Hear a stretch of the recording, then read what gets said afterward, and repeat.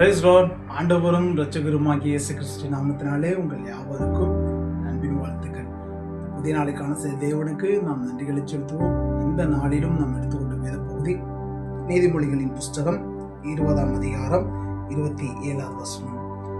மனுஷனுடைய ஆவி கர்த்தர் தந்த தீபமாயிருக்கிறது, அது உள்ளத்தில் உள்ளவைகள் எல்லாம் ஆராய்ந்து பார்க்கும். மனுஷனுடைய ஆவி அது கர்த்தர் கொடுத்த தீபமா இருக்கிறது. ஒவ்வொரு மனுஷனுக்குள்ளேயும் இருக்கிற ஆவியானது வெளியேற பெற்றதாய் கர்த்தர் கொடுத்த தீபமாய் காணப்படுது. ஒவ்வொரு மனுஷனுக்குள்ளேயும் ஒவ்வொரு விளக்கை அவர் ஏற்றி வைத்திருக்கிறார். ஒவ்வொருத்தருக்கும் ஒவ்வொரு விதமான பிரகாசத்தை அவர் கொடுத்திருக்கிறார்.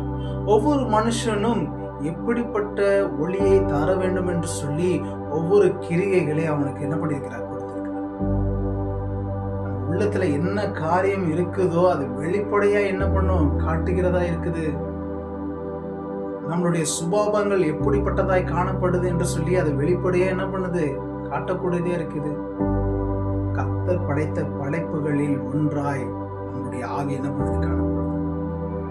அப்போ இந்த ஆவியானது அவருக்கு உகந்ததா என்ன பண்ண வேண்டும், காணப்பட வேண்டும்.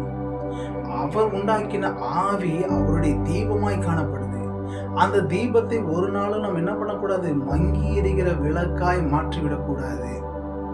ஒவ்வொரு நாளும் புதிய அபிஷேகத்தோடு, புதிய எண்ணெயோடு, புதிய அனலோடு நாம் என்ன பண்ண வேண்டும், எழும்பி பிரகாசித்துக் கொண்டிருக்க வேண்டும்.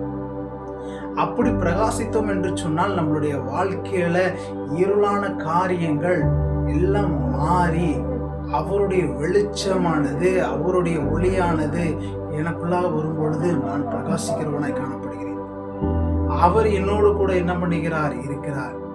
எனக்காக யாவையும் செய்து முடிக்கிற தேவன் என் இருளை அவர் என்ன பண்ணுவார், வெளிச்சமாய் மாற்றுவார்.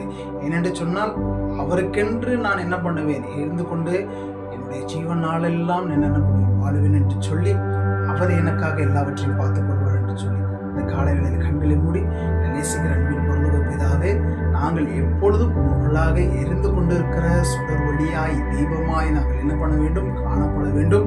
இந்த நாள் முழுவதும் பிரசன்ன மகிமை எங்களோடு கூட காணும். ஆஸ்வதிக்கு வழி நடத்தும். நாம் பேசும்